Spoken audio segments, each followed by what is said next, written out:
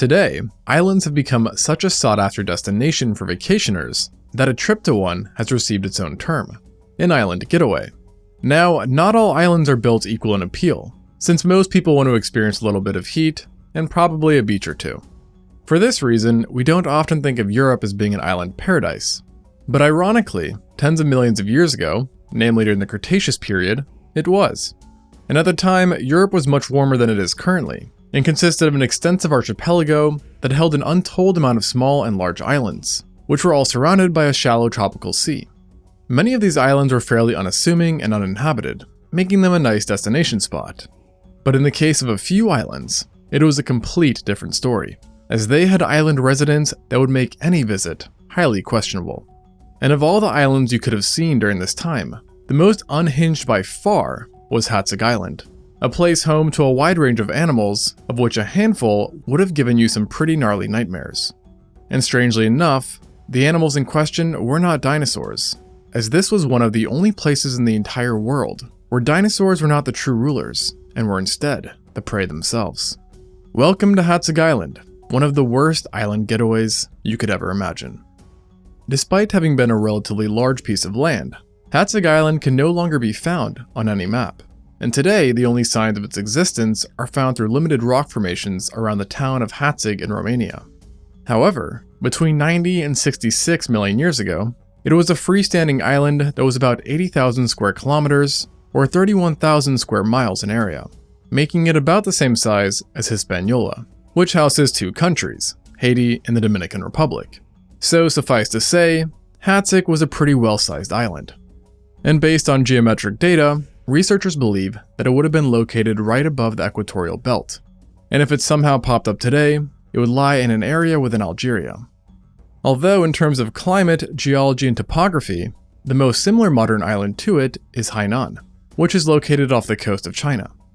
Additionally, back then, its surroundings were for the most part not African landmasses, but other European ones such as Iberia, Ireland, Sardinia, Bosnia, Austria, and parts of what is today Ukraine, just to name a few. That being said, because of how the continents were arranged during the Cretaceous, you wouldn't actually have been that far from parts of Africa as well, or even parts of North America. But don't bother thinking you could have swam to either continent, as Hateg was marooned by the Tethys Sea, where it was separated in every direction by at least 200 kilometers or 120 miles of water, with the nearest land having been the Bohemian Massif. Due to this total isolation, Hateg Island was likely quite chill for a long time, as not many animals could reach it or establish a permanent population there. And this is reflected by the minimal amount of fauna known from the older stages of the Cretaceous. And so if you somehow found yourself cast away on the island at the start, your main worries would have only been small lizards and sea turtles.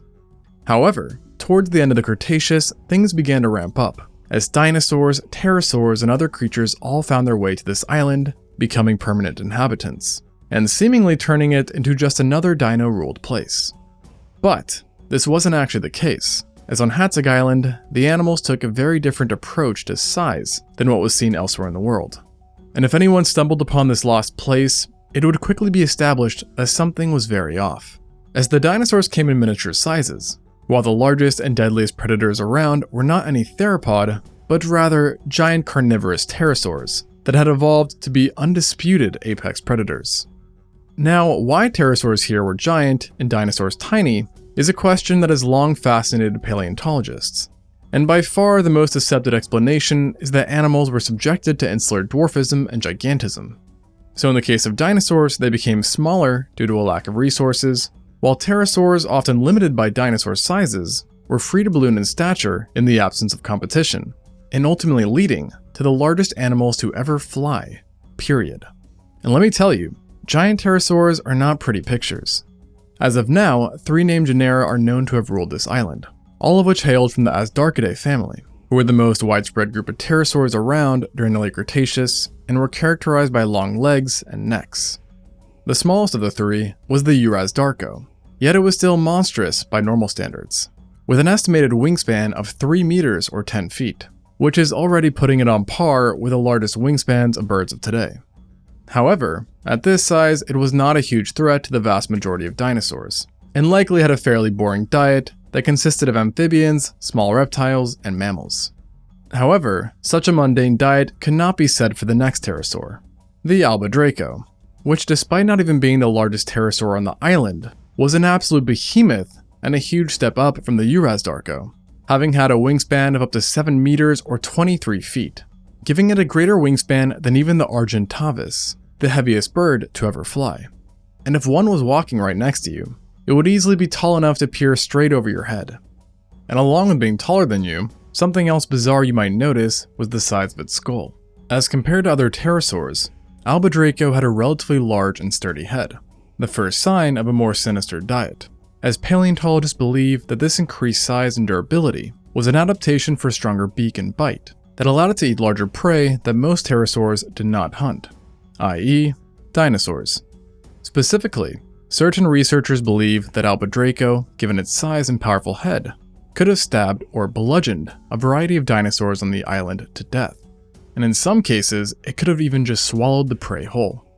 The edges and sides of its beak were also much sharper than what is usually seen in pterosaurs, which is only more evidence that it had a bigger appetite than its predecessor.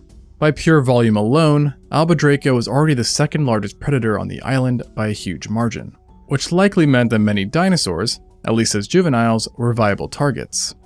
But it still did not likely go after the dwarf sauropods or ornithopods, instead picking on theropods, nodosaurs, and certain non-avian dinosaur fauna. And while it could definitely fly, analysis on its leg structure and wings suggests that it was more of a terrestrial creature than not, preferring to prowl the islands and stalking prey by using vegetation as a cover, while flight was more likely used to scope out potential hunting areas. Yet, despite its grand size and disturbing appearance, you wouldn't have needed to worry too much about it, as you would have had much bigger problems to worry about, that came in the form of the Hatzegopteryx. Now, there's no arguing that Albadraco was huge, but even it was comically small compared to the Hatzegopteryx, which as of today is the largest known animal to ever fly, having had a wingspan of roughly 12 meters or 39 feet. To put that into perspective, that means it was wider than a freaking F-35 fighter jet. And with this wingspan, only the Quetzalcoatlus from North America comes close in size, but even it didn't touch the Hatzegopteryx when it came to weight, as the former was built like a heavy bomber, sporting an unnervingly thick and sturdy skeleton that was also absurdly tall. And when on the ground, its head stood at around 5 meters or 16.5 feet tall, close to the height of the tallest animal alive today, the giraffe. And because it was so chunky and large, some paleontologists think that it would have weighed the same as decently sized grizzly bears. At this weight, it's hard to believe that such a creature could fly, but fly it could, as paleontologists noted that its wings were designed exactly like those of other Astarchids, and showed no signs of being regressed or vestigial. The current belief is that to achieve flight, the Hatzegopteryx would rely on its surprisingly powerful limbs to propel itself straight up into the air, where its giant wings would then take over. And based on studies done for other pterosaurs, it's believed that Hatzegopteryx had a vertical leap of about 2.4 meters or 8 feet, or in other words, 300% greater than the average vertical leap seen in NBA players. But in spite of being capable of flying, the Hatzegopteryx was still not the best at long-distance voyages, and likely only flew for short durations, using the sky mostly to just pinpoint potential victims.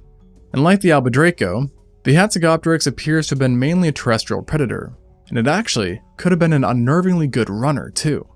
While on the ground, it also had its height to use to its advantage, allowing fully grown adults to see well over vegetation. And just to further beef it up some more, as if it needed it, the sclerotic rings on Hatzegopteryx indicate that it had excellent vision, which would have let it spot any animal trying to remain unseen. And so based on these traits and its stature, researchers concluded that Hatzegopteryx was by far the island's most dominant and largest carnivore. Yet, it wasn't necessarily its body size that made it truly terrifying and deadly, but rather its giant head, which again makes Albadraco seem like a joke, as the Hatzegopteryx's head measured 2.5 meters or 8 feet long. You know, just the equivalent of the length of an entire horse. And it wasn't just long, but bizarrely robust too, leading to an extremely surreal appearance. The design of its head was also the clearest sign of a monstrous diet, as it was sturdy, compact, and heavily built. Not to mention that its neck too was roped in large amounts of ligaments and muscles, which are all signs that its skull was built to dish out and withstand extreme amounts of force. This has led researchers to deduce that the Hatzegopteryx was a literal dino slayer that preyed on many of the island's inhabitants. Even the dwarf sauropods and ornithopods were not untouchable, at least while young, as recreation suggests that the Hatzegopteryx could bludgeon and stab hard enough to kill prey that was otherwise too large to swallow. Though it might be worth mentioning at this point that its mouth did open wide enough to swallow prey as large as humans.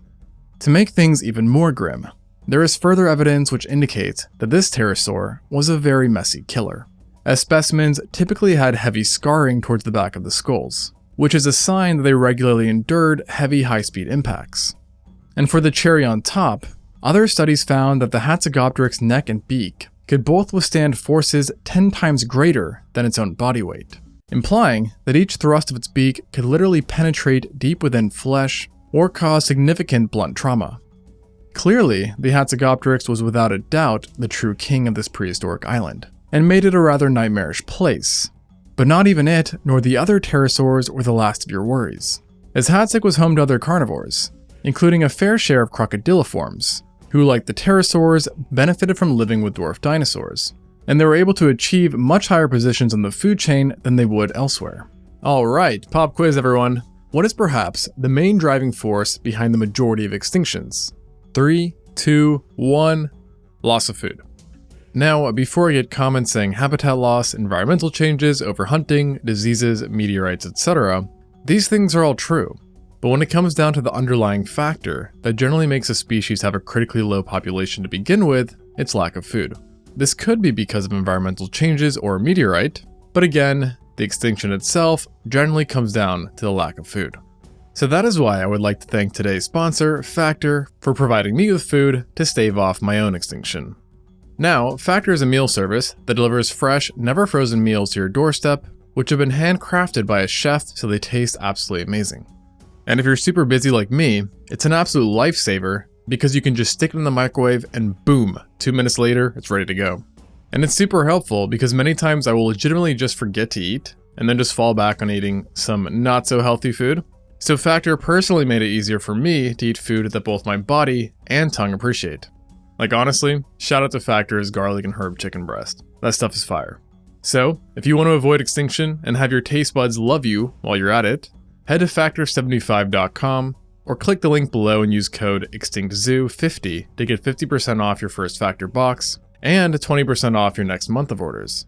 That's code ExtinctZoo50 at factor75.com to get 50% of your first box plus 20% of your next month of orders. And now, back to the video. Most of them were still relatively small, compared to us humans at least. And certain kinds, such as the Aproseuchus, Duratodon, and Sabersuchus, would be considered tiny by all accounts if alive today, having been smaller than a house cat. Yet on the other hand, one genus, the Allodaposuchus, got rather big. This was a type of Eusuchian, which are today survived by modern crocodilians, and it is believed to have held dominion over the abundant lakes and rivers that peppered Hateg Island, where it would lie in wait for thirsty animals seeking fresh water before ambushing them with its powerful bite and finely serrated teeth.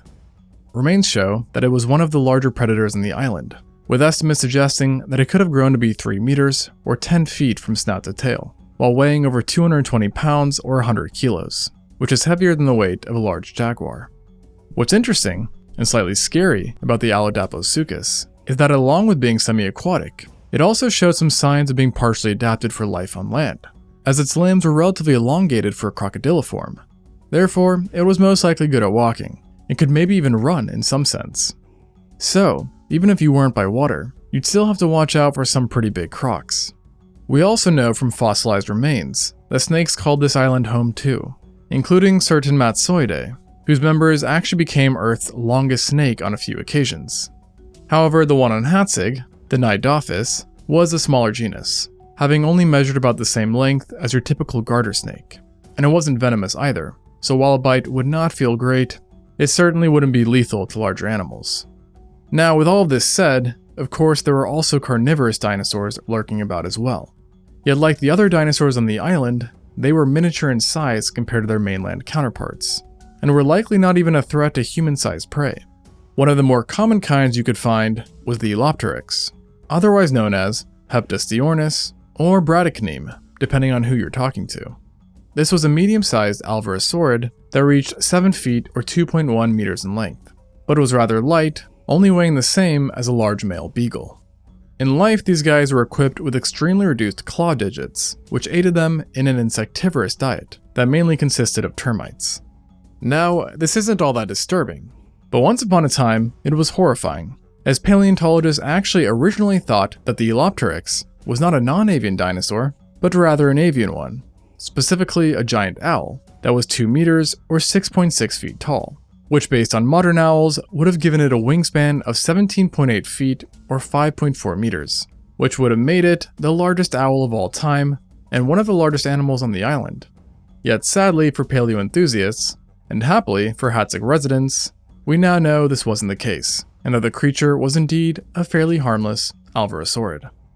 Although, there was another dinosaur that you may have actually needed to watch out for, the Balauerbondok. This mysterious creature has long fascinated researchers, as they don't quite know if it was an avian, aka a primitive bird, or if it was a non-avian dinosaur, specifically a type of dromaeosaur. For now, most signs indicate that it was a bird.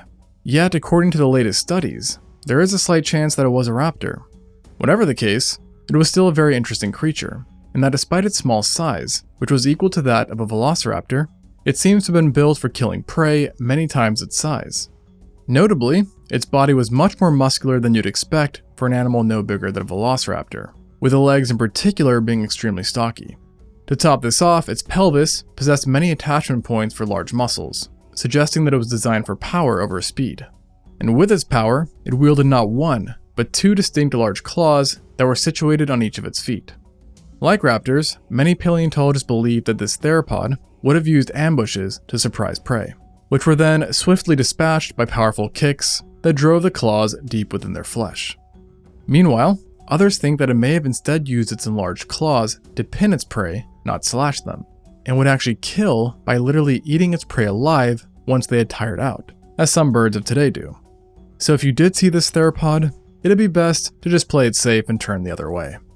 Although, I should mention, there is also a chance that it was not dangerous at all, since despite researchers having found well-preserved bodies, no one has ever found a skull, meaning we don't know for certain if it was a carnivore, omnivore, or perhaps even a herbivore. To add to the confusion of Hateg, there was yet another mysterious predator on the island, that again could have been a hunter of large animals, or not. And this was the Megalosaurus hungaricus. Now, contrary to what its name suggests, this was not really a megalosaurus, as those were long gone by then, but was rather a misclassified indeterminate theropod that was tentatively maybe an ableisaurid in life. Like the other dinosaurs around, it was quite small. The only problem is that researchers are unsure of just how small, as up until now only fragmentary teeth belonging to it have been recovered, so not much to go off of. Yet, we can tell that they were at the very least much smaller than most mainland theropods, which has resulted in paleontologists giving the species a conservative length of 3 meters or 9.8 feet, which if accurate would still make it the largest predatory non-avian dinosaur on the entire island, a respectable title. But beyond its teeth and estimated length, not much else is known about this predator, yet paleontologists assume that it would have fed on a variety of herbivorous dinosaurs, most likely the Ankylosaur Struthiosaurus and the ornithischian Zalmoxes, which was fairly close to it in size.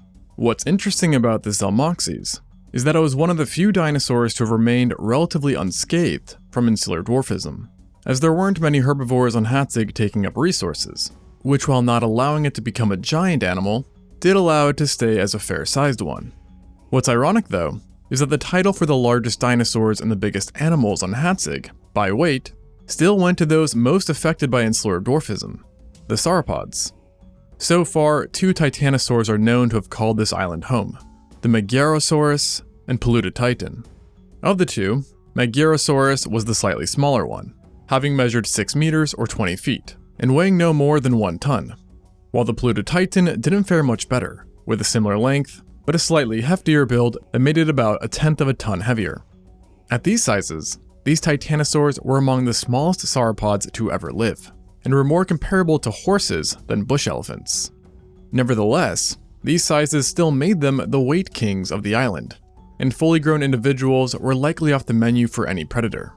And along with size, these dwarf sauropods also appear to have had considerable defenses.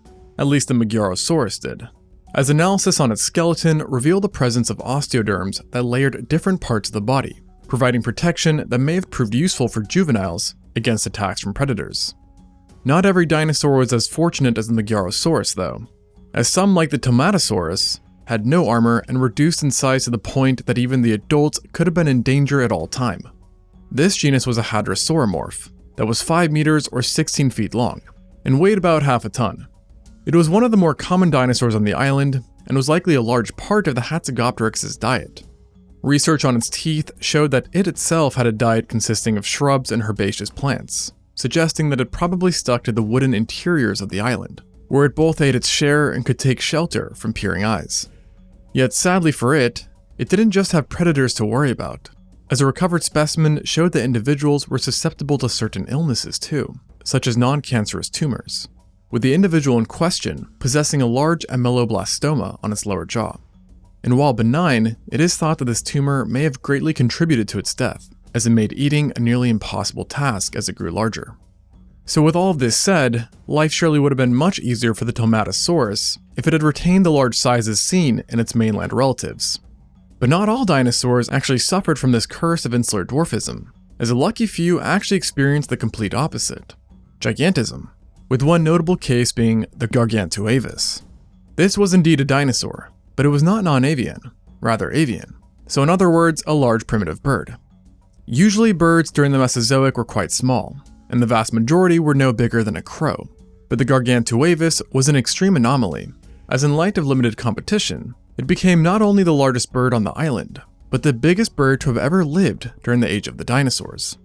And as of today, paleontologists believe that it grew to be around the size of a cassowary or an ostrich depending on the individual, with an average mature weight of 141 kilos or 311 pounds, which actually made it one of the Hateg Island's heavier residents. But its role in the ecosystem is not clear, because like the Balaur, no skull of it has ever been found, meaning we're not 100% sure what it ate. And what further perplexes researchers is that its next construction suggests that the skull would have been absolutely massive, leading some to hypothesize that it was a bit like the Cenozoic terror birds that hunted other animals. Yet the morphology of its body and limbs don't really back this. And an additional odd aspect about it was its giant thick femur that highly resembled those seen in the extinct moa. This implied the Gargantuavis wasn't the fastest in life, and in conjunction with its body size, likely could not fly. It also led some to believe that it lived a lot like moas, foraging for seeds, fruits, leaves, and grasses. But without any head material, it's impossible to say. And there have been many attempts to find a skull, but all tries have ended unsuccessfully, as Gargantuavis appears to have been a relatively uncommon creature, something not helped by its preference for areas far away from rivers and lakes, where fossilization rarely occurred. Although, even without knowing its lifestyle, we can still say that an ostrich-sized bird probably still would have given you quite a fright if you ran into one. Not to mention that all the pterosaurs, crocs, and possibly smaller killer dinos made Hateg a questionable destination.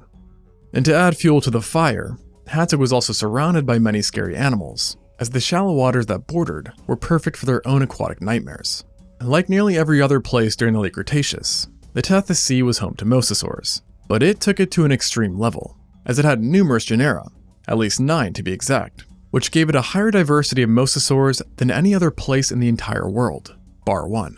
Of the mosasaurs that called the waters around Hateg home, 3 of them, the Mosasaurus, Hinosaurus, and Prognathodon, were monsters when it came to size, as all measured well over 30 feet or 9 meters, with some species even growing to be as long as certain baleen whales. And the rest of the mosasaurs, while not behemoths, were by no means harmless, as the smallest of the bunch, the Carinodons, was still typically the same length as a large bull shark. And to make matters worse, mosasaurs typically preferred shallow, warm waters, so it's safe to assume that you wouldn't have to swim that far in order to find one, or rather it to find you. Additionally, you had a variety of plesiosaurs in the area too, and while human-sized prey were not their targets, their appearance alone could give you a heart attack. And then there were of course sharks as well, who like the mosasaurs enjoyed great diversity in these waters, and were represented by carpet, ground, cow, squalene, dogfish, bamboo, saw, mackerel, and nurse sharks. Of the bunch, the most terrifying was undoubtedly the mackerel sharks, which could grow quite large and were best adapted at hunting megafauna, having rows of serrated teeth. One of the largest and most dominant kinds in the area was the Ginsu shark, that was longer than the biggest great whites, and capable of immense speeds of up to 70 kilometers an hour or 43 miles per hour, which it used to stage catastrophic ambushes on unsuspecting prey. You then had the Leptostyrax as well, a less famous but even larger mackerel shark, that could grow to be 8.3 meters or 27 feet. In other words, close to the length of a big whale shark. And what's especially disturbing about this beast is that it was known to show a strong preference for shallow waters off the coast of land. Not great news for any vacationers. And just to add a cherry on top, I will mention that there are crow sharks too, which while smaller than the two former genera, were still quite sizable and are known for their voracious appetites, that included non-aquatic animals like pterosaurs and dinosaurs. Suffice to say, if something got marooned on Hateg, they were screwed, trying to stay on it or trying to escape. And to rub salt into the wound, even Mother Nature wasn't kind to Hateg Island, as studies on the formation revealed that the region was highly prone to volcanic eruptions that covered the island in thick layers of ash from time to time.